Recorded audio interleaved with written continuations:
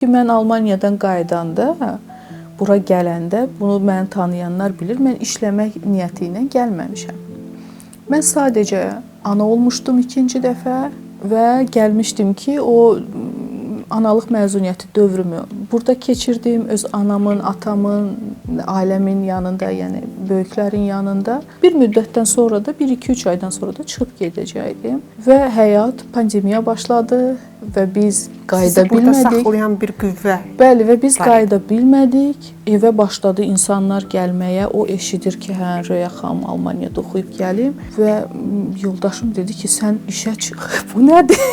Elə başladım Azərbaycanda, yəni işləmə niyyətim o cürə başlayıbdı. Yaxşı ki qalmışam, yəni yaxşı ki öz ölkəmdə faydalı olmağa çalışmışam. Öz ölkəmdəki insanları ən azından birinin belə həyatına toxuna bilmişiksə, birinin belə heç olmayan ümidini var edə bilmişiksə, bu düşünürəm ki, mənim üçün böyük uğurdur və bilmədiyim, eşitmədiyim evlərdə Allah Röya xanım balasını saxlasın cümlələri varsa ki, var, bunların özü bu böyük uğurdur. Onlardan biri də mənəm, siz dua eləyən.